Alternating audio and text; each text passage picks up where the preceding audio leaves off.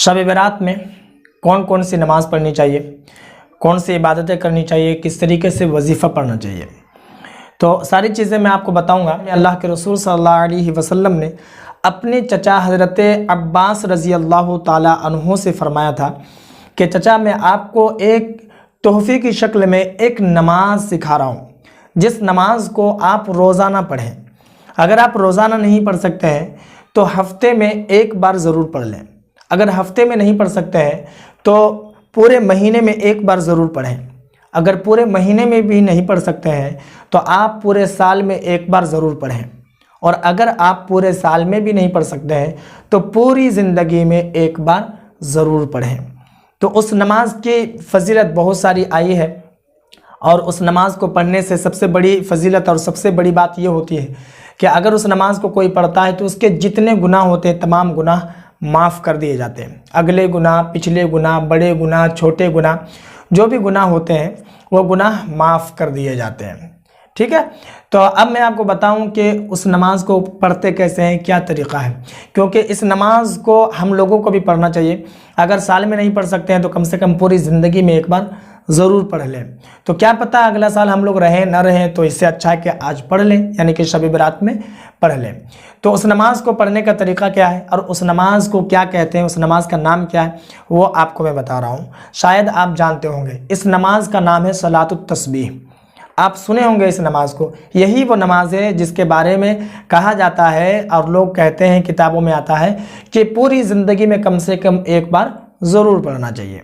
ये नफल इबादत है, नफल नमाज है, फ़र्ज़ और वाजिब नहीं है। ठीक है, अगर कोई नहीं पढ़ता है तो कोई हर्ज नहीं। ऐसा नहीं कि पूरी ज़िंदगी में अगर वो नहीं पढ़ा तो जहन्नम का हकदार हो जाएगा, ऐसा नहीं है। बस ये है कि ये नफली इबादत है।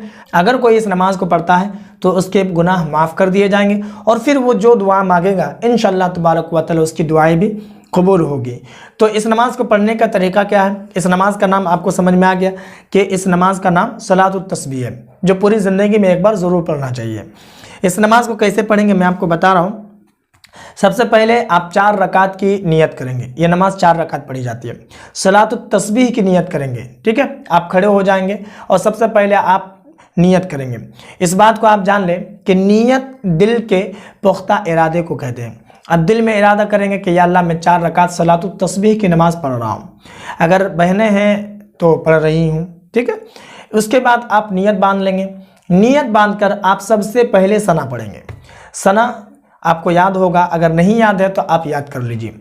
सुबहानका अल्लाहुम्मा व बिहम्दिका व तबारकस्मुका व तआला जद्दुका वला इलाहा गैरुका, ये सना है। इसके बाद आपको 10 मरतबा पढ़ना है कलमा तमजीद, जिसको हम लोग तीसरा कलमा कहते हैं। तो तीसरा कलमा आपको पढ़ना है, पूरा नहीं पढ़ना है। कितना तक पढ़ना है वो मैं आपको बता रहा हूँ, आप सुनिए। आपको तीसरा कलमा पढ़ना है सुबहानल्लाहि वल्हम्दुलिल्लाहि वला इलाहा इल्लल्लाहु वल्लाहु अकबर। बस यहीं तक आपको पढ़ना है। कितना मरतबा? 15 मरतबा पढ़ना है। ठीक है, उसके बाद आप औज़ु बिल्लाहि मिनश शैतानिर रजीम बिस्मिल्लाहिर रहमानिर रहीम, फिर आप सूरा फातिहा पढ़ेंगे। अल्हम्दुलिल्लाहि रब्बिल आलमीन अर्रहमानिर रहीम मालिकि यौमिद्दीन इय्याका नअबुदु व इय्याका नस्तईन इहदिनस सिरातल मुस्तकीम सिरातल लज़ीना अनअमता अलैहिम गैरिल मग़दूबि अलैहिम वलद्दालिन, सूरा फातिहा। उसके बाद आप बिस्मिल्लाहिर रहमानिर रहीम, उसके बाद जो सूरा आपको याद हो। मिसाल के तौर पर अलम तरा कैफ़ फ़अल रब्बुका बिअस्हाबिल फ़ील अलम यजअल कैदहुम फ़ी तज़लील व अरसला अलैहिम तैरन अबाबिल तरमीहिम बिहिजारतिम मिन सिज्जिल फजअलहुम कअस्फ़िम माकुल। ये आपको हो गया। ठीक है, उसके बाद आप फिर से 10 मरतबा पढ़ेंगे तीसरा कलमा, जहाँ तक मैंने आपको बताया था, सुबहानल्लाहि वल्हम्दुलिल्लाहि वला इलाहा इल्लल्लाहु वल्लाहु अकबर। 10 मरतबा हो गया। उसके बाद आप अल्लाहु अकबर बोलकर रुकू में जाएंगे। रुकू में जाकर के आप रुकू के जो तस्बीहात पढ़े जाते हैं वो आप पढ़ेंगे। सुबहान रब्बियल अज़ीम, सुबहान रब्बियल अज़ीम, सुबहान रब्बियल अज़ीम, 3 मरतबा। उसके बाद 10 मरतबा फिर पढ़ेंगे तीसरा कलमा, जहाँ तक पढ़ा जाता है सुबहानल्लाहि वल्हम्दुलिल्लाहि वला इलाहा इल्लल्लाहु वल्लाहु अकबर, यहीं तक 10 मरतबा। ठीक है, उसके बाद आप रुकू से समी अल्लाहु लिमन हमीदा बोलकर उठेंगे। वहाँ पर आपको फिर से 10 मरतबा पढ़ना है उसी कलमे को, तीसरा कलमा को, सुबहानल्लाहि वल्हम्दुलिल्लाहि वला इलाहा इल्लल्लाहु वल्लाहु अकबर। 10 मरतबा। उसके बाद आप सजदे में जाएंगे। सजदे में पहले आप सजदे के कलमात पढ़ेंगे, सुबहान रब्बियल आला, सुबहान रब्बियल आला, ठीक है। उसके बाद आप फिर से 10 मरतबा वहाँ भी तीसरा कलमा पढ़ना है, सुबहानल्लाहि वल्हम्दुलिल्लाहि वला इलाहा इल्लल्लाहु वल्लाहु अकबर, ठीक। उसके बाद आप सजदे से उठेंगे यानी कि बैठेंगे। उसके बाद फिर दोबारा सजदा करेंगे, तो फिर दोबारा सजदा में भी आप सजदे के तस्बीहात पढ़ेंगे 3 मरतबा, सुबहान रब्बिल आला। उसके बाद आप फिर से सुबहानल्लाहि वल्हम्दुलिल्लाहि वला इलाहा इल्लल्लाहु वल्लाहु अकबर पढ़ेंगे। ये एक रकात आपकी हुई। अभी सजदे में, सजदे से आप उठकर खड़े हो जाएंगे दूसरी रकात के लिए। पहली रकात आपकी मुकम्मल हो गई जो कि 75 मरतबा आपने पढ़ा, ठीक है। अब दूसरी रकात के लिए आप खड़े हैं, तो अब आपको सना नहीं पढ़ना है, आप डायरेक्ट ये कलमा पढ़ना है, तीसरा कलमा सुबहानल्लाहि वल्हम्दुलिल्लाहि वला इलाहा इल्लल्लाहु वल्लाहु अकबर 15 मरतबा। यानी कि चारों रकात में जो आप पढ़ेंगे तो सबसे पहले जो आप पढ़ेंगे, सबसे पहले आप 15 मरतबा पढ़ेंगे। उसके बाद जो पढ़ेंगे 10-10 मरतबा करके पढ़ेंगे। 15 मरतबा आप पढ़ लिए दूसरी रकात में, फिर आप सूरा फातिहा पढ़ेंगे, अल्हम्दुलिल्लाहि रब्बिल आलमीन अर्रहमानिर रहीम। जो सूरा आपको याद हो उसके बाद आप वो सूरा पढ़ लेंगे, कोई भी सूरा, इलाफी कुरैश हो, तब्बत यदा हो, कुल हुवल्लाहु अहद हो, जो सूरा आपको याद हो।